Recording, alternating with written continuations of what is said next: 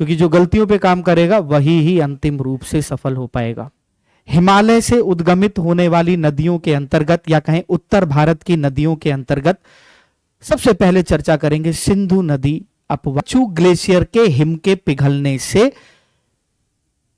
एक निर्मित धारा को तिब्बत में सिंगी खंबान या शेरमुख के नाम से हम लोग जानते हैं। अब आप कहोगे सर कैसे? ये शुरू करते हैं सिंधु अपवाह। स्वागत है आप सभी लोगों का आपके अपने YouTube चैनल IAS ज्योग्राफी बाबा पर। कैसे हैं आप सभी लोग? उम्मीद कर रहा हूं आप सभी लोग अच्छे होंगे, आप सभी लोग स्वस्थ होंगे और अपनी पढ़ाई में लगे हुए होंगे। आगामी परीक्षाएं जो होने वाली हैं, BPSC की परीक्षा हो गई, UPPCS की परीक्षा हो गई, RO ARO की परीक्षा हो गई, RAS की परीक्षा हो गई, MPPCS की परीक्षा अभी निकली ही है, हाल ही में हम लोगों ने देखा। तो इस परीक्षा के क्रम में या कहा जाए कि इस परीक्षा को देने के क्रम में आप लोग मेहनत से लगे हुए होंगे। और सबसे बड़ी बात यह है कि आज जब ये वीडियो आप लोगों के पास आज जब पहुंचेगा तो आपको पता चलेगा कि साहब UPSC का प्री का रिजल्ट भी आ गया है। जिन लोगों का रिजल्ट फाइनल हुआ प्री की परीक्षा में, उन सभी लोगों को शुभकामनाएं। जिन लोगों का नहीं हुआ उनसे इतना ही कहना होगा, एक बार फिर से अपने आप को इवैल्यूएट करो, देखो कहां गलती हुई, गलतियों पे काम करो, क्योंकि जो गलतियों पे काम करेगा वही ही अंतिम रूप से सफल हो पाएगा। जिसने छोड़ दिया, विश्वास छोड़ दिया, मेहनत करनी छोड़ दी, वह निश्चित रूप से बाहर ही रहेगा। खैर, क्या शुरू होने वाला है? इतने दिनों बाद आया हूं तो क्या अब नया होने वाला है? अगर हम इस बात को जाने, इस बात को समझें, तो आप लोगों को पता है कि UPSC की परीक्षा के बाद अब जो आगामी परीक्षाएं लगने वाली हैं उनमें सबसे पहले UPPCS की परीक्षा है, RO ARO की परीक्षा है, BPSC की परीक्षा है, RAS की परीक्षा है। यह परीक्षा होने वाली है। तो इन सभी राज्य स्तर के यानी कहा जाए स्टेट PCS की परीक्षाओं को ध्यान में रखते हुए आपके इस YouTube चैनल IAS ज्योग्राफी बाबा पर भूगोल विषय के अंतर्गत एक सीरीज शुरू की गई है। और इस सीरीज के अंतर्गत हम लोग जो चर्चा करेंगे वह चर्चा होगी हम लोगों की इंपॉर्टेंट टॉपिकों पर चर्चा। जैसे इन सभी परीक्षाओं को अगर आप लोग देखें तो 2 से 3 क्वेश्चन आप लोगों के अपवाह तंत्र से या कहें नदी तंत्र से या कहें ड्रेनेज सिस्टम से आते हैं। अब ड्रेनेज सिस्टम के अंतर्गत हम कौन सा ड्रेनेज सिस्टम पढ़ेंगे सर? विश्व का या भारत का?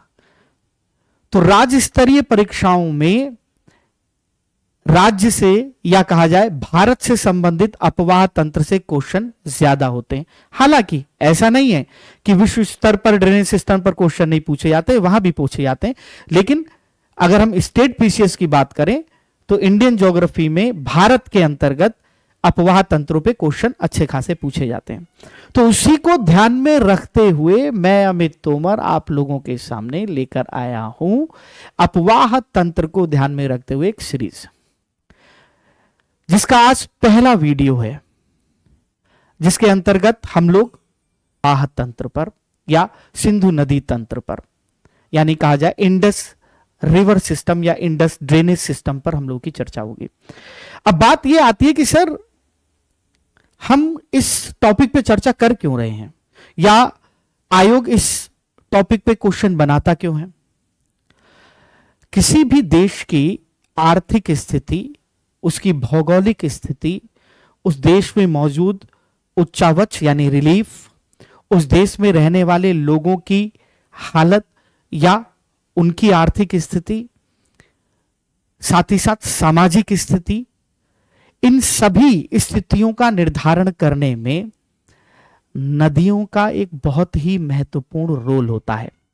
अब आप कहोगे सर कैसे?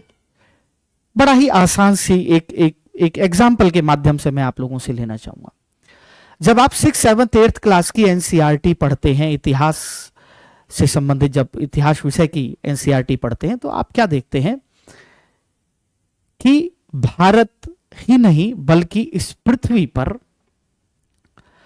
एक ऐसे समुदाय का जो कि लोगों से मिलकर बना हुआ है, एक कहा जाए शुरुआती सभ्य समुदाय की जो शुरुआत होती है, किसी सभ्यता की जो शुरुआत होती है, एनसीईआरटी अपने क्रम में ऐसे ही कहता है, तो ज्यादातर सभ्यताएं हमें नदियों के किनारे ही मिलती हैं। तो इसका मतलब तय है, मानव के विकास में, किसी देश के विकास में, चाहे वो आर्थिक हो, सामाजिक हो, राजनीतिक हो, भौगोलिक हो, कोई सा भी विकास हो, उसमें नदियों की जो भूमिका है वो बहुत महत्वपूर्ण है। यही ही कारण है कि मैंने इस महत्वपूर्ण टॉपिक को यानी ड्रेनेज सिस्टम को शुरू किया, और इसके अंतर्गत हम कुछ महत्वपूर्ण नदी तंत्र या अपवाह तंत्र पर चर्चा करेंगे, जिसमें सबसे पहली चर्चा हम लोग की सिंधु अपवाह तंत्र पर होगी। आई होप आपको मेरी बात समझ में आ गई होगी। अब बात यह आती है कि सर, हम जब किसी भी भारत में, जब परीक्षा को ध्यान में रखते हुए जब भारत के अपवाह तंत्र पर चर्चा करते हैं, तो हमको किन चीजों को ध्यान में रखना चाहिए? तो सबसे पहली बात तो यह है कि आपका कमांड एटलस पर होना चाहिए। यह नहीं कि हां देख लिया बस हो गया, आपको बार बार प्रैक्टिस, हाथ से मैप बनाने की, जल्दी जल्दी बनाने की आपके पास कला होनी चाहिए। अब बात आती है कि किन चीजों को, किन महत्वपूर्ण बिंदुओं को ध्यान में रखें। तो सबसे पहले, जब भी हम किसी भी अपवाह तंत्र की बात करते हैं, तो अपवाह तंत्र का अध्ययन करते समय, ड्रेनेज सिस्टम का अध्ययन करते समय, जो हम लोग बात कर रहे हैं अपवाह तंत्र का, जब हम अध्ययन करते हैं, तो इसके अंतर्गत महत्वपूर्ण जो क्षेत्र है, वह जिन बिंदुओं पर ध्यान देना है, वह उद्गम क्षेत्र यानी ओरिजिन ऑफ रिवर,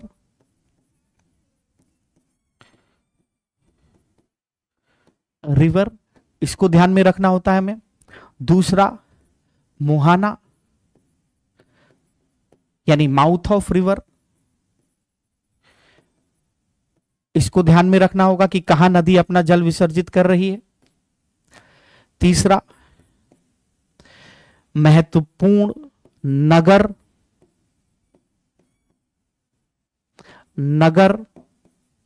यानी कहा जाए इंपॉर्टेंट सिटी।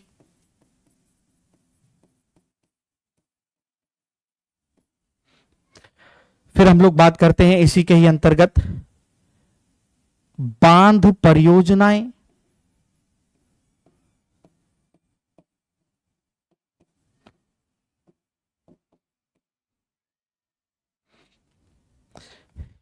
यानी डैम प्रोजेक्ट।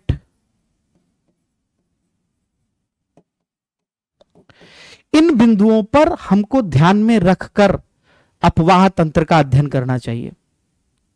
जी हां, तो निश्चित ही रूप से आपको परीक्षा में लाभ होगा। आपके प्रश्न, जो आपने अगर ये पढ़ने का तरीका अपनाया, आपके पढ़े हुए में से प्रश्न टकराएंगे, एग्जाम में पूछे जाएंगे। इन्हीं सब चीजों को ध्यान में रखते हुए और साथ ही साथ कुछ महत्वपूर्ण अन्य बिंदुओं को ध्यान में रखते हुए, हिमालय से उद्गमित होने वाली नदियों के अंतर्गत, या कहें उत्तर भारत की नदियों के अंतर्गत, सबसे पहले चर्चा करेंगे सिंधु नदी अपवाह। आज हम लोग आइए शुरू करते हैं सिंधु अपवाह तंत्र, इंडस ड्रेनेज सिस्टम पर चर्चा करते हैं। अब बात यह आती है सबसे पहले कि सर, सिंधु नदी का उद्गम कहां से होता है। यहां मैं आपको यह नहीं बताने बैठा हूं अभी, यह मेरा बिल्कुल भी मकसद नहीं है कि कौन सी नदी कौन से प्रकार का डेल्टा बनाती है ना, किस प्रकार का उसका अपवाह क्षेत्र है, किस प्रकार की द्रोणी है, ये नहीं। मैं सीधे सीधे मुद्दे पर आकर इंपॉर्टेंट चीज पर बात कर रहा हूं, क्योंकि यहां हम लोग महत्वपूर्ण टॉपिक पर चर्चा कर रहे हैं। तो जब हम लोग सिंधु नदी की बात करते हैं, तो सिंधु नदी को एक पूर्ववर्ती नदी के नाम से जाना जाता है। पूर्ववर्ती नदी एंटीसीडेंट रिवर है, यानी कि हिमालय के बनने से पहले ही इसका अपवाह माना जाता है। अब इसका उद्गम कहां से होता है, तो आइए मैप के माध्यम से पहले इसको देखते हैं, फिर उसके बाद एक दूसरे रिवर सिस्टम के माध्यम से इसको समझने की कोशिश करते हैं। तो चलिए आते हैं सीधे मुद्दे पर। सीधे मुद्दे पर आते हैं। तो साहब ये देखिए, ये है हमारा सिंधु नदी तंत्र। जी हां, ये भारत के उत्तरी भाग का आपको नक्शा दिखाई दे रहा है, जिसके अंतर्गत आप लोगों को जम्मू कश्मीर, लेह, हिमाचल प्रदेश, पंजाब, उत्तराखंड, जैसे राज्य आप लोगों को यहां दिखाई दे रहे होंगे, और यहीं से ही हम लोग शुरू करेंगे, यहीं से समझने की कोशिश करेंगे। आप लोग अपना एटलस लेके बैठिएगा, ठीक है, एटलस लेके बैठिएगा। सिंधु नदी का जो उद्गम है, अगर आप देखेंगे तो भारत के इस उत्तर पूरब की तरफ आपको तिब्बत पठार दिखाई देगा, और इस तिब्बत पठार के दक्षिण पश्चिम में आपको एक श्रृंखला, एक पर्वत श्रेणी दिखाई देगी जिसका नाम है कैलाश पर्वत श्रेणी, जिसे भारत में लद्दाख पर्वत श्रेणी के नाम से जाना जाता है। यहां कैलाश श्रेणी के नाम से आपको दिखाई देगी, और यहीं ही कैलाश पर्वत श्रेणी के समीप आपको दिखाई देगी एक झील मानसरोवर, और उसी झील के ठीक पूरब या उत्तर पश्चिम की तरफ आपको दिखाई देगी एक और झील, राकसताल झील, और इसी झील के समीप आपको एक हिमनद हो सकता है कि मिले जिसका नाम है बोखरचू ग्लेशियर या बोखरचू हिमनद। इस ग्लेशियर के बर्फ पिघलने से ही एक नदी का उद्गम होता है जिसे तिब्बत में सिंगी खंबान या शेरमुख नदी के नाम से जाना जाता है। सिंगी खंबान या शेरमुख नदी के नाम से जाना जाता है, बोखरचू ग्लेशियर के हिम के पिघलने से एक निर्मित धारा को तिब्बत में सिंगी खंबान या शेरमुख के नाम से हम लोग जानते हैं। अब यह नदी अपने उद्गम क्षेत्र से उत्तर पश्चिम की तरफ अपवहित होते हुए चलती है और भारत में प्रवेश करती है।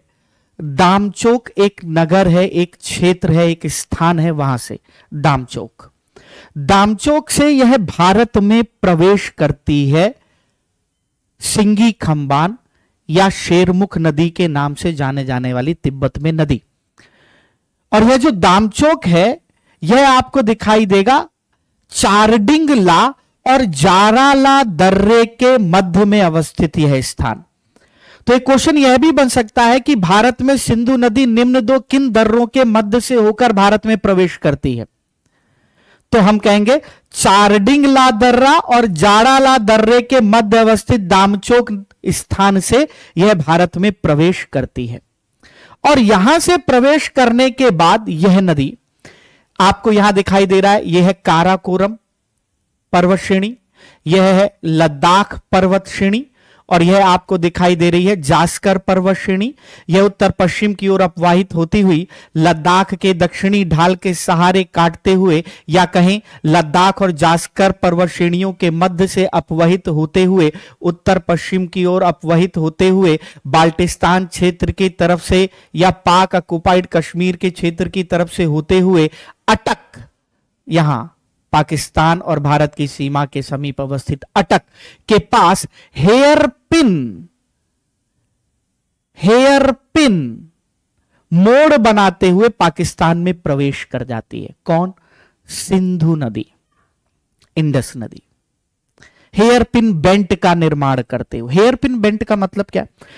जब कोई नदी अपने मार्ग में अपवहित हो रही है और अपवहित होने के क्रम में यदि वह नदी की धारा 90 डिग्री का कोण बनाकर मुड़ जाए तो नदी के इस बेंट को ही कहा जाता है हेयर पिन बेंट। क्या कहा जाता है? हेयर पिन बेंट कहा जाता है।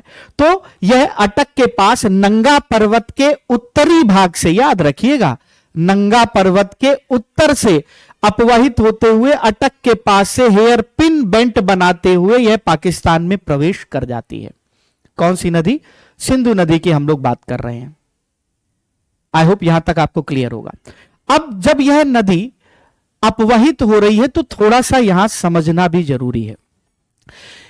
आप देख रहे हैं यह नदी ट्रांस हिमालय में, ट्रांस हिमालय के अंतर्गत 3 पर्वत श्रेणियां, काराकोरम, लद्दाख और जास्कर, तो ट्रांस हिमालयी क्षेत्र से अपवहित होते हुए जाती है, जिसके सबसे उत्तर में काराकोरम, जिसकी सबसे ऊंची चोटी K2 गॉडविन ऑस्टिन, आप लोग जानते ही हैं। फिर लद्दाख पर्वत श्रेणी जिसकी सबसे ऊंची चोटी कामेत, और फिर नीचे देखेंगे तो जास्कर पर्वत श्रेणी हम लोग को दिखाई देती है।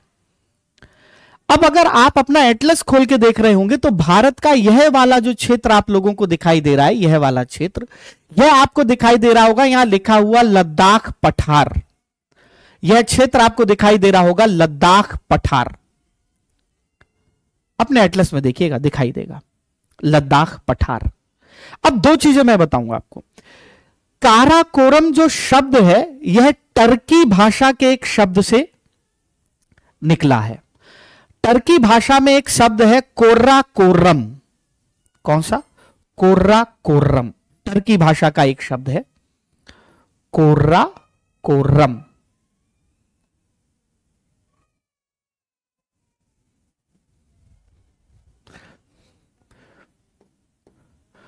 कोर्रा कोर्रम।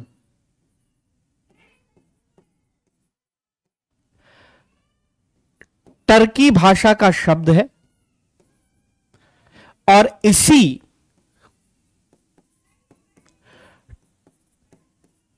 टर्की भाषा का शब्द है और इसी कोर्रा कोर्रम से शब्द निकला काराकोरम। काराकोरम। हालांकि आपको बताऊं, इस शब्द का जो आशय होता है यह होता है ब्लैक रॉक टर्की भाषा में, या ब्लैक माउंटेन।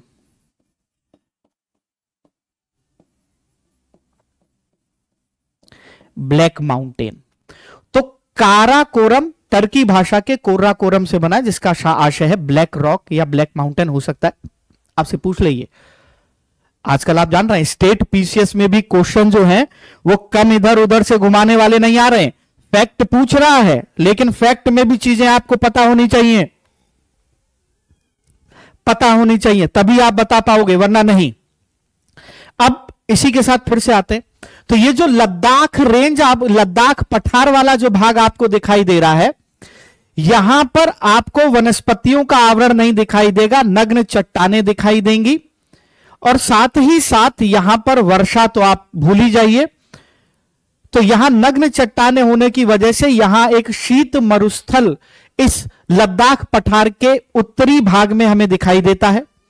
इस शीत मरुस्थल को लैंड ऑफ लामाज या मूनलैंड या मून स्केप के नाम से जाना जाता है। जी हां, लद्दाख के उत्तर में अवस्थित मरुस्थल को लैंड ऑफ लामाज या मैंने बताया मूनलैंड या लैंडस्केप के नाम से जाना जाता है।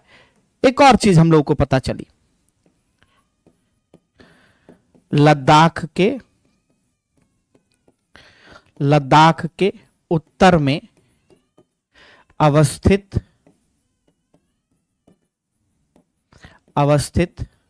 मरुस्थल। अब यह मरुस्थल ग्रीष्म नहीं है, इसको क्या कहा जाता है मैंने बताया, लैंड ऑफ लामाज। अब हो सकता है आपसे क्वेश्चन पूछ ले, या लैंड ऑफ मून,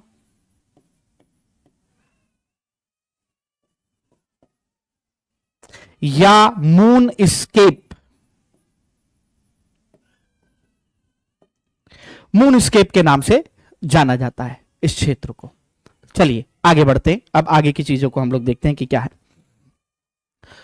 तो यह नदी अगर हम लोग देख रहे हैं तो यहां सियाचिन ग्लेशियर आपको दिखाई देगा। सियाचिन ग्लेशियर से नुब्रा नदी और सियाचिन नदी उद्गमित होती है और यह नदी श्योक नदी में अपना जल विसर्जित करती है और यह श्योक नदी आकर सिंधु नदी में दाहिने ओर से अपना जल विसर्जित करती है। दाहिने ओर की इसकी सहायक नदी है, ट्रिब्यूटरी है।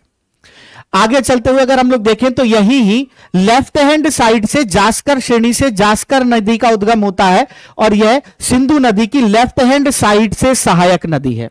लेफ्ट हैंड साइड से सहायक नदी हम लोगों को दिखाई देती है। क्लियर? तो बाईं ओर से इसकी सहायक नदी के रूप में हम लोग को जास्कर नदी दिखाई देती है। फिर यह नदी लद्दाख और जास्कर से होती हुई अपवहित होते हुए जाती है। दाहिने ओर से यही ही गिलगिट बाल्टिस्तान क्षेत्र से गिलगिट नदी इसमें अपना जल विसर्जित करती है, यानी दाहिने ओर से सिंधु नदी की सहायक नदी है। और फिर यह नदी पाकिस्तान में अटक से होते हुए प्रवेश कर जाती है। पाकिस्तान में इसी नदी में इसके दाहिने ओर से काबुल नदी आकर अपना जल विसर्जित करती है और तोची नदी, यह भी इसकी दाहिने ओर से सहायक नदी है। तो यह क्षेत्र हो गया।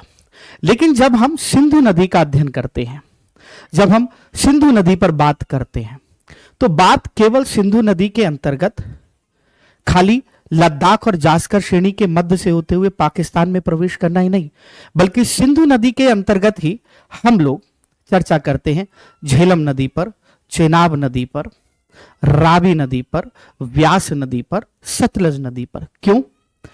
इसलिए क्योंकि यह नदियां मिलकर एक संयुक्त धारा, जिसे पंचनद के नाम से जाना जाता है, यह संयुक्त धारा भी जाकर सिंधु नदी में अपना जल विसर्जित कर देती है। आई होप यहां तक की बातें क्लियर होंगी। क्लियर है? बंद कर दो। तो एक बार फिर से जो है सिंधु नदी को रिवाइज मार के फिर आगे की चीजों पर, फिर ये बाकी की जो ये नदियां हैं जो कि अपना जल सिंधु नदी में ही विसर्जित करती हैं, उस पर चर्चा करेंगे। मैंने क्या बताया कि सिंधु नदी एक पूर्ववर्ती नदी है जिसका उद्गम कैलाश पर्वत के समीप अवस्थित बोखरचू ग्लेशियर से होता है, जो कि मानसरोवर और राकसताल झील के पास ही है। और इन दोनों को जो अलग करता है वो करता है मरियम ला, मरियम एक दर्रा है, वो दोनों मानसरोवर राकसताल को बोखरचू से अलग करते हैं, उनके मध्य अवस्थित है। यह नदी तिब्बत के क्षेत्र से अपवहित होती हुई जाती है, जहां पर इसे सिंगी खंबान या शेरमुख नदी के नाम से जाना जाता है, सिंगी खंबान या शेरमुख नदी के नाम से। यह भारत में चारडिंगला और जाड़ाला दर्रे के मध्य दामचोक नामक स्थान से भारत में प्रवेश करती है और यह उत्तर पश्चिम की ओर अपवहित होती हुई जाती है। ट्रांस हिमालय में अपवहित होने वाली नदी है। ट्रांस हिमालय के अंतर्गत यह लद्दाख और जास्कर पर्वत श्रेणी के मध्य से अपवहित होती हुई जाती है और नंगा पर्वत के उत्तर से अपवहित होते हुए अटक से होते हुए यह पाकिस्तान में प्रवेश कर जाती है।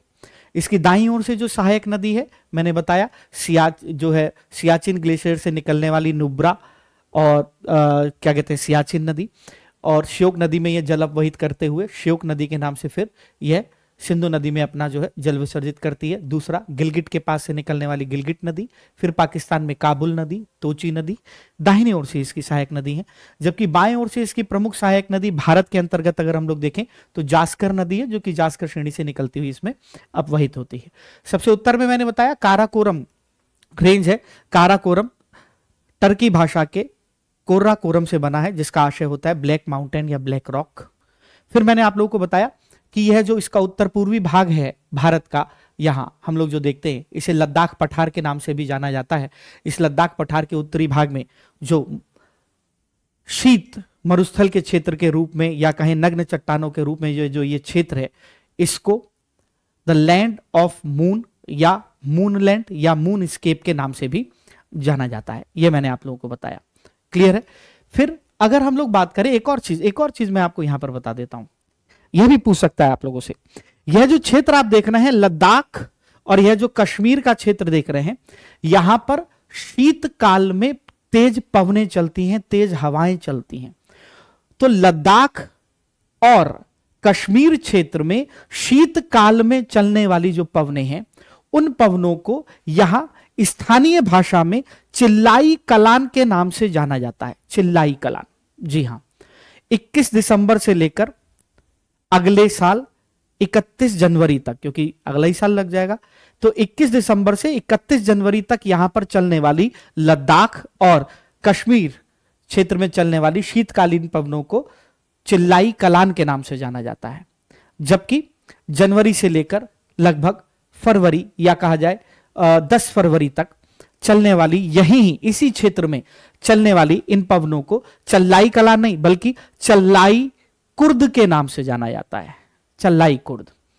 और फिर लगभग 10 फरवरी के बाद से मार्च तक चलने वाली, लगभग 20 मार्च तक चलने वाली ही शीतकालीन पवनों को चिल्लाई बच्चा के नाम से जाना जाता है। तो ये स्थानीय भाषा के नाम है जो यहां शीतकालीन चलने वाली जो पवनें हैं, इसको भी ध्यान में रखिएगा। कहीं हो सकता है आप लोगों से यह प्रश्न पूछ ले, ठीक है ना, पूछ ले। तो मैंने क्या बताया, लेह व कश्मीर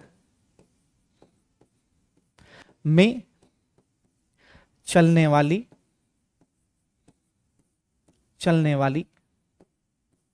शीतकालीन पवनों को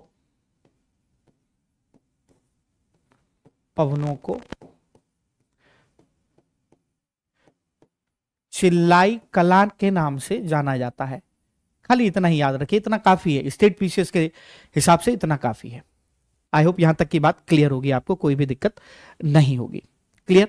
तो चलिए अब हम लोग बात करते हैं अन्य नदियों के बारे में जो कि पंचनद के नाम से जानी जाती हैं, जो देखते हैं हम लोग, जिसके अंतर्गत सबसे पहले हमारी चर्चा जो होगी वह झेलम नदी पर हम लोग की चर्चा होगी। आप देखेंगे क्या कि जास्कर पर्वत श्रेणी के दक्षिण पश्चिम में यहां आपको जम्मू और कश्मीर के क्षेत्र में और हिमाचल प्रदेश तक इनका विस्तार जो दिखाई देगा वह एक पर्वत श्रेणी दिखाई देगी पीर पंजाल, और उसके दक्षिण में दिखाई देगी धौलाधर। पीर पंजाल पर्वत श्रेणी के दक्षिण पश्चिमी ढलान पर अवस्थित है एक स्प्रिंग जिसे बेरीनाग स्प्रिंग के नाम से जाना जाता है। यहां से एक नदी उद्गमित होती है और इस नदी को झेलम नदी के नाम से जाना जाता है। किस नाम से? झेलम नदी। अगर आप ध्यान से देख रहे होंगे तो यह श्रीनगर से होती हुई जा रही है और यही ही झेलम नदी वुलर झील से होती हुई भी जाती है, जो एशिया की सबसे बड़ी मीठे पानी की झील है झेलम नदी, और यह फिर पाकिस्तान में अपवहित होती हुई चली जाती है। अब झेलम नदी की एक सहायक नदी के रूप में आपको दिखाई देगा, यहां से एक नदी निकलती हुई जिसका नाम है किशन गंगा नदी। यह नदी झेलम नदी की सहायक नदी है, जो कि दाहिने ओर से सहायक नदी के रूप में है, जो भारत में ही इसमें अपना जल विसर्जित कर देती है। किसमें? झेलम नदी में। यानी कि कहें झेलम नदी जिसका प्राचीन नाम, या एक और चीज, कई बार परीक्षा में मैंने देखा है, पीसीएस की परीक्षा हो, आरओ की परीक्षा हो, बीपीएससी हो, आरएएस हो, तो इन नदियों का, जो कि सिंधु नदी की सहायक नदियों के रूप में ये जो पांचों नदियां हैं जिन्हें पंचनद कहा जाता है, इनका वैदिक नाम पूछ लेता है, सांस्कृतिक नाम पूछ लेता है कि संस्कृत में इनका नाम क्या है, और ग्रीक नाम भी पूछ सकता है। जी हां, ग्रीक नाम भी पूछ सकता है।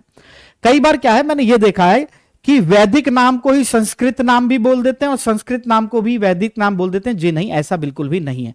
तो झेलम नदी की अगर हम लोग बात करें तो इसका अगर आप लोग वैदिक नाम देखेंगे तो झेलम नदी का नाम क्या है? वितिस्ता नदी, वैदिक नाम है। जबकि ग्रीक भाषा में इसे हाइडेस्पस के नाम से जाना जाता है, हाइडेस्पस के नाम से। किसे? झेलम नदी को। आई होप यहां तक क्लियर होगा।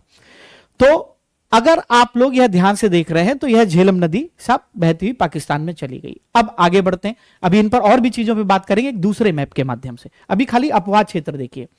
अब अगर आप देखेंगे तो हिमाचल प्रदेश में धौलाधर पर्वत श्रेणी के समीप एक दर्रा है जिसका नाम है बाड़ालाचा दर्रा। बाड़ालाचा दर्रा, बाड़ालाचा दर्रे के अपोजिट साइड से, यानी दाएं और बाएं साइड से एक नदी निकलती है चंद्र नदी, चंद्रताल से, और एक नदी निकलती है भागा नदी, सूर्यताल से, सूर्यताल से। और यह दोनों नदियां आगे की तरफ अपवहित होते हुए एक संयुक्त धारा का निर्माण करती हैं, और यह नदी धौलाधर से अपवहित होते हुए, यानी हिमाचल प्रदेश से होते हुए, जम्मू से अपवहित होते हुए पाकिस्तान में प्रवेश कर जाती है। इस नदी का नाम है चेनाब नदी। चंद्र और भागा नदी के मिलने से बनी चेनाब नदी पाकिस्तान में प्रवेश करती चली जाती है। ये आगे अगर हम लोग बात करें तो आप देखेंगे हिमाचल प्रदेश में ही आपको दिखाई देगा रोहतांग दर्रा। रोहतांग दर्रे के समीप से एक नदी उद्गमित होती है जिसका नाम है रावी नदी। यह नदी हिमाचल प्रदेश से अपवहित होते हुए, पंजाब से अपवहित होते हुए पाकिस्तान में प्रवेश कर जाती है। फिर रोहतांग दर्रे के पास ही व्यास नदी व्यास कुंड से अपवहित होती है और यह निकलती है, लेकिन यह सतलज की सहायक नदी है जो पंजाब में ही अपना जल सतलज नदी में अपवहित कर देती है, या कहा जाए विसर्जित कर देती है। जी हां, यानी कि पंचनद नदियों में से व्यास नदी ऐसी नदी है जो भारत में ही उद्गमित हो रही है और भारत में ही अपना जल विसर्जित कर दे रही है किसी दूसरी नदी में। बाकी चारों नदियां, जो चार शेष नदियां बची, यह सब पाकिस्तान तक जा रही हैं, ये सब पाकिस्तान तक जा रही हैं। क्लियर? अब जब हम सतलज नदी को देखते हैं तो यहां मानसरोवर झील के पास राकसताल झील से इसका उद्गम होता है, तिब्बत के पठारी क्षेत्र में ही, और यह नदी पश्चिम की ओर अपवहित होते हुए हिमाचल प्रदेश में बारालाचा दर्रे से शिपकीला दर्रे से प्रवेश करती है और शिपकीला दर्रे से प्रवेश करते हुए यह हिमाचल प्रदेश और पंजाब में अपवहित होते हुए पाकिस्तान में जाके चेनाब नदी में ही अपना जल विसर्जित कर देती है। यानी कि कहा जाए, ये जो आप क्षेत्र देख रहे हैं, यहां से यह पांचों नदियों का जल यहां मौजूद है। अब एक संयुक्त धारा बन गई। सर इसको किस नाम से जानते हैं? इसको फिर आगे चेनाब के ही नाम से जानते हैं और पाकिस्तान में ही जानते हैं। इसे ही पंचनद नदी के नाम से भी जाना जाता है और यह नदी आगे जाके सिंधु नदी में अपना जल विसर्जित करती है। मीठन कोट से कुछ पहले ही यह अपना जल सिंधु नदी में विसर्जित कर देती है और सिंधु नदी फिर आगे कराची होते हुए अरब सागर में अपना जल विसर्जित कर देती है। अब अगर हम लोग बात करें इसको एक अलग फिगर, एक अलग मानचित्र के रूप में देखें तो यह देखिए बहुत ही अलग तरीके से बनाया गया, क्योंकि मैंने कहा था आपसे कि जब हम अपवाह तंत्र पढ़ते हैं तो यह मायने रखता है कि उद्गम कहां से है, मुहाना कहां है, प्रमुख शहर कौन से हैं, कौन सी जल विद्युत परियोजनाएं हैं, यह भी हम देखते हैं। तो चलिए आइए अब इसी को ही एक सिंगल मैप के माध्यम से समझने की कोशिश करते हैं। देखिए यह बोखरचू हिमनद हो गया, यहां से निकली एक नदी चारडिंगला जाराला दर्रे से होते हुए दामचोक स्थान से होते हुए भारत में प्रवेश की, लद्दाख और जास्कर पर्वत श्रेणियों के मध्य से अपवहित होते हुए नंगा पर्वत के उत्तर से होते हुए पाकिस्तान में प्रवेश कर गई। अटक के पास से आप पढ़ते हो, अटक से लेके कटक तक जो है क्या था, राज्य का विस्तार था, पढ़ते हैं ना। तो ये अटक यही ही अटक है जो मूवी वगैरह में भी यूज होता है और इतिहास में भी आप पढ़ते हो। फिर देख रहे हैं यह श्योक नदी हो गई, यह बाईं ओर से जास्कर नदी, दाईं ओर से गिलगिट, फिर इधर देखेंगे तो काबुल, फिर देखेंगे तो तोसी, ये नदी दिखाई देगी। फिर हम लोग यहां देख रहे हैं, हम लोग को जो दिखाई दे रहा है कि यह रहा पीर पंजाल पर्वत श्रेणी, और पीर पंजाल पर्वत श्रेणी के ही अगर हम लोग देखें दक्षिण में अवस्थित बेरीगिना स्प्रिंग से एक नदी निकलती है जिसका नाम है झेलम नदी, और इसी नदी पर श्रीनगर नगर अवस्थित है।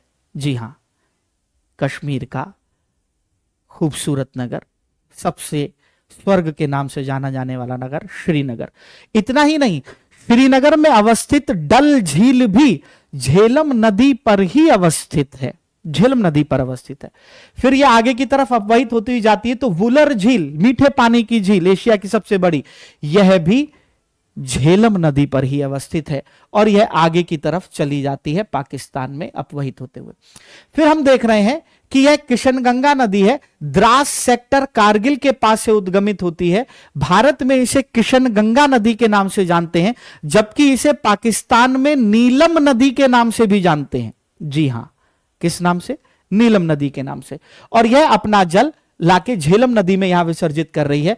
इस नदी पर यानी किशनगंगा पर एक जल विद्युत परियोजना है जिसका नाम ही है किशनगंगा बांध परियोजना। और ऐसे ही झेलम नदी पर एक आपको दिखाई देगी परियोजना जिसका नाम है तुलबुल बांध परियोजना। तुलबुल बांध परियोजना, जहां किशनगंगा नदी अपना जल झेलम नदी में विसर्जित करती है, वहीं ही पाकिस्तान का एक नगर है, पाकिस्तान में करती है, हिंदुस्तान में नहीं, मुजफ्फराबाद। बहुत सुना होगा आप लोगों ने, उरी मूवी में भी सुना होगा। आगे अगर हम लोग बढ़े तो हम लोग यह देखते हैं धौलाधर पर्वत श्रेणी के पूरब की तरफ अवस्थित हमें बारालाचा दर्रे के पास से एक नदी चंद्र नदी, चंद्रताल से, भागा नदी सूर्यताल से अपवहित होती हुई जाती है, जो हिमाचल प्रदेश का एक गांव है, एक नगर है जिसका नाम है तांडी। सुना होगा आपने तांडी। तो तांडी नगर में यह दोनों धाराएं मिल जाती हैं, चंद्र और भागा मिल जाती है, चंद्रभागा, और यहीं से चंद्रभागा और आगे चेनाब नदी के नाम से जाना जाता है। चेनाब नदी के नाम से यह आगे की तरफ अपवहित होती हुई जब जाती है तो यह धौलाधर से अपवहित होते हुए इसके दक्षिणी भाग से अपवहित होते हुए और फिर यह भी पाकिस्तान में प्रवेश कर जाती है। और इस चेनाब नदी में झेलम नदी अपना जल विसर्जित करती है, अर्थात झेलम नदी चेनाब नदी की सहायक नदी है, ना कि चेनाब नदी झेलम नदी की। चेनाब नदी पर आपको 4 जल विद्युत परियोजनाएं दिखाई देंगी, सलाल, दुल्हस्ती, मंगला, बगलिहार। देख लीजिए, यह मैंने नंबरिंग भी डाली है जो आगे आपको दिख भी जाएगा। फिर आगे अगर हम लोग देखें तो बात आती है रावी नदी की। रावी नदी का उद्गम हिमाचल प्रदेश के रोहतांग दर्रे के समीप से होता है। यह नदी उद्गमित होते हुए चलती है। इसी नदी के किनारे चंबा घाटी, हिमाचल प्रदेश का चंबा नगर भी, चंबा वैली बहुत सुना होगा, बहुत पूछता है, मैच कराता है किस नदी के किनारे या किससे होता। तो देखेंगे रावी नदी यहीं से अपवहित होती हुई जाती है और आगे की तरफ पश्चिम की तरफ अपवहित होते हुए यह भी अपना जल चेनाब नदी में ही विसर्जित कर देती है। इस नदी पर भी एक जल विद्युत परियोजना हम लोगों को दिखाई देती है। फिर आगे हम लोग देखें तो रोहतांग दर्रे के पास ही हिमाचल प्रदेश में व्यास कुंड है। इस व्यास कुंड से एक नदी उद्गमित होती है जिसका नाम है व्यास नदी। क्या नाम है? व्यास नदी है। और इस व्यास नदी पर भी हमें एक जल विद्युत परियोजना की स्थापना दिखाई देती है। इस व्यास नदी के किनारे बहुत महत्वपूर्ण नगर हैं हिमाचल प्रदेश के। मनाली नगर व्यास नदी के किनारे ही है, कुल्लू नगर व्यास नदी के किनारे है, मंडी जहां से आपको पता ही है कि कंगना रनौत जी ने चुनाव भी जीता है, मंडी ये भी व्यास नदी के ही किनारे है और यह नदी सतलज नदी में अपना जल विसर्जित कर देती है। अब सतलज नदी की बात करें तो राकस ताल से यह नदी उद्गमित होती है। हिमाचल प्रदेश के शिपकीला दर्रे से यह भारत में प्रवेश करती है। इस नदी के किनारे प्रमुख नगर के रूप में किन्नौर हमें दिखाई देता है। यह नदी पश्चिम की ओर अपवहित होती हुई जाती है तो हमें शिमला भी इसी सतलज नदी के किनारे, बिलासपुर भी इसी नदी के किनारे दिखाई देता है, पंजाब में अपवहित होती हुई है चली जाती है। जहां व्यास नदी सतलज नदी में अपना जल विसर्जित करती है वहीं ही मौजूद है हरी के बांध, हरी के बैराज, हरी के बैराज। और इस बैराज के जल को इंदिरा गांधी नहर में अपवहित किया जाता है ताकि पंजाब और मुख्यतः राजस्थान के क्षेत्रों में कृषि के लिए जल उपलब्ध हो सके, सिंचाई के लिए जल उपलब्ध हो सके, यानी कि अरावली के पश्चिमी क्षेत्र में हरी के नामक बांध से। तो इंदिरा गांधी नहर में जल यहीं से ही पहुंचता है। फिर यह सतलज नदी पश्चिम की ओर अपवहित होते हुए पाकिस्तान में चेनाब नदी में ही अपना जल विसर्जित कर देती है और फिर यह मुख्य धारा चेनाब या पंचनद के नाम से जानी जाती है और यह आगे चलकर सिंधु नदी में मीठनकोट से पहले ही अपना जल विसर्जित कर देती है। आई होप यहां तक आपको सारी बातें क्लियर होंगी, किसी को कोई दिक्कत नहीं है। अब सबसे बड़ी बात आती है कश्मीर क्षेत्र में धौलाधर और पंजाब पर्वत श्रेणियों के मध्य इनके ढाल में हमें यहां पर कुछ हिमानीकरण की प्रक्रिया से निर्मित, इन पर्वतों के अपक्षय अपर्दन से निर्मित कुछ मैदान दिखाई देते हैं। जी हां, जिन्हें यहां पर करेवा के नाम से जाना जाता है या इन मैदानों को मुख्यतः करेवा के नाम से जाना जाता है, जिसको हम लोगों ने अपने क्वेश्चन प्रैक्टिस में भी देखा था, करेवा। तो यहां हमें कश्मीर क्षेत्र में इन मैदान का विस्तार दिखाई देता है। तो इनको हिमानी प्रक्रिया द्वारा निर्मित यह मैदान करेवा कहलाते हैं, लेकिन स्थानीय भाषा में इन्हें वुद्र या वुदर के नाम से जाना जाता है। कश्मीरी भाषा में वुद्र या वुदर के नाम से जाना जाता है। हो सकता है ये आप लोगों से पूछ ले। आई होप यहां तक की बातें आप लोगों को क्लियर होंगी, किसी को भी कोई भी दिक्कत यहां तक नहीं होगी किसी भी तरीके की। अब अगर हम लोग बात करें यही, तो आप क्या देखेंगे, जम्मू कश्मीर में ही पुलवामा दिखाई देगा और यह क्षेत्र केसर की कृषि के लिए बहुत बड़े स्तर पर जाना जाता है। भारत में केसर की कृषि यही होती है और केसर के कृषि में भी एक वैरायटी होती है जाफरान। तो जाफरान की मुख्यतः यहां पर कृषि होती है पुलवामा में, पुलवामा क्षेत्र में।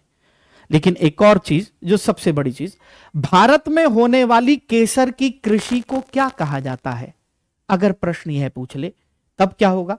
यह तो आयोग कई बार पूछ चुका है कि भारत में केसर की कृषि कहां होती है, जम्मू कश्मीर में। तो आप बता दिए साहब, करेवा वाले क्षेत्र में या उधर वाले क्षेत्र में।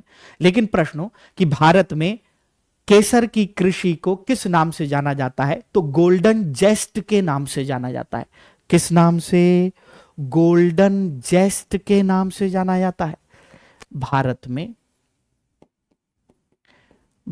में केसर की कृषि को, केसर की कृषि को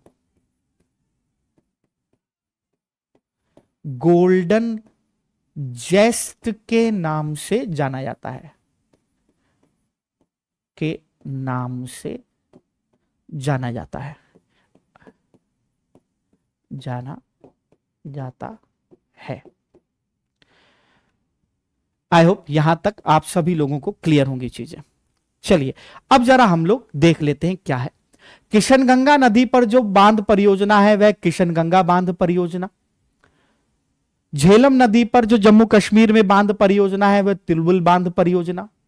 चेनाब नदी पे हमें 4 बांध परियोजनाएं दिखाई देती हैं, दुलहस्ती, सलाल, बगलिहार और मंगला।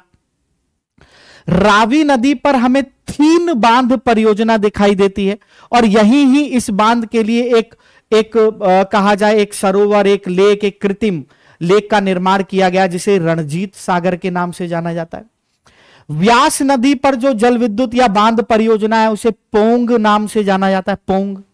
सतलज और व्यास नदी के संगम पर हरि के बैराज अवस्थित है जहां से इंदिरा गांधी नहर को जल की आपूर्ति की जाती है ताकि जो है आपका पंजाब और मुख्यतः राजस्थान, अरावली के पश्चिमी भाग वाला क्षेत्र कहा जाए, जोधपुर वाला क्षेत्र, यहां पर कृषि के लिए, सिंचाई के लिए जल उपलब्ध हो सके। फिर मैंने कहा कि इन नदियों का वैदिक और सांस्कृतिक और ग्रीक नाम भी है। जैसे चेनाब नदी का वैदिक नाम अस्कनी नदी है, जबकि संस्कृत भाषा में इस नदी का नाम चंद्रभागा नदी है। ग्रीक भाषा में चेनाब नदी को अकेसिंस के नाम से जाना जाता है। रावी नदी को वैदिक भाषा में पौरुषणी नदी के नाम से जाना जाता है। संस्कृत भाषा में इसे इरावती नदी कहते हैं। अब पता चले पौरुषणी भी दे दे और इरावती भी दे दे और प्रश्न कहे कि बताइए रावी नदी का संस्कृत नाम क्या है, और अगर आपने पौरुषणी टिक कर दिया जबकि अगर उसमें इरावती भी दिया है तो खेल हो जाएगा। ग्रीक भाषा में रावी नदी को हाइड्रियोटस के नाम से जाना जाता है। व्यास नदी का वैदिक नाम अरिजिक्या नदी है, अरिजिक्या। मैंने देखा बहुत सारे लोग कहते हैं कि व्यास नदी को जो है विपाशा नदी के नाम से जाना जाता है, यह वैदिक नाम है। जी वैदिक नाम वितिस्ता नहीं है, या सॉरी विपाशा नहीं है, वैदिक नाम अजिक्या, अरिजिक्या है। संस्कृत नाम विपाशा नदी है, जबकि ग्रीक भाषा में इसे हाइफासिस के नाम से जाना जाता है। सतलज नदी का वैदिक नाम शतुद्री है, संस्कृत में नाम शतद्रु है, और इसे ग्रीक भाषा में जराड्रोस या हेसिड्रस के नाम से जाना जाता है। तो यह इसके ग्रीक भाषा, संस्कृत भाषा और वैदिक भाषा भी हो गई अगर आप लोग बात करें तो। यह हमारा सिंधु अपवाह तंत्र है। यहां से आप लोगों से शहर पूछेगा, उद्गम पूछेगा, मुहाना पूछेगा, नगर पूछेगा, नाम पूछेगा, प्राचीन, वैदिक, सांस्कृतिक नाम पूछेगा आप लोगों से संस्कृत में, तो यह सब आपको बताना पड़ेगा। तो यह है अगर हम लोग बात करें सिंधु अपवाह तंत्र की। खाली सिंधु अपवाह तंत्र का मतलब यह नहीं होता है कि खाली चेनाब, रावी और ये सब जान लिया और काम हो गया, ठीक है ना। आप देखिए हर एक चीज को मैंने बताया, बहुत सारी चीजें, लेकिन अभी इतना ही जानिए आप लोग तो काफी है आपके लिए। आपके यूपीपीसीएस की परीक्षा हो गई, आरओ की परीक्षा हो गई, बीपीएससी की परीक्षा हो गई, आरएएस की परीक्षा हो गई। इन सभी परीक्षाओं में भारत के अपवाह तंत्र के अंतर्गत यह सबसे महत्वपूर्ण चीज है जिस पर चर्चा की। एक फिगर हम लोगों ने मैप के माध्यम से देखा, और दूसरा फिगर जो हम लोगों ने बनाया, यह क्या बनाया, हम लोगों ने अलग से एक पूरा बनाया ताकि अच्छे से हर एक चीज को हम लोग देख सकें। तो कैसा लगा यह वीडियो अपने कमेंट बॉक्स में जरूर बताइएगा। भारत के अपवाह तंत्र की सीरीज के अंतर्गत सिंधु नदी पर महत्वपूर्ण अपवाह तंत्रों पर हम लोग चर्चा करेंगे। यह चर्चा हम लोग की समाप्त हुई। मिलते हैं नेक्स्ट क्लास में। कमेंट करके जरूर बताइएगा। वीडियो पसंद आया हो तो इसे लाइक और शेयर जरूर करिएगा। बहुत बहुत धन्यवाद।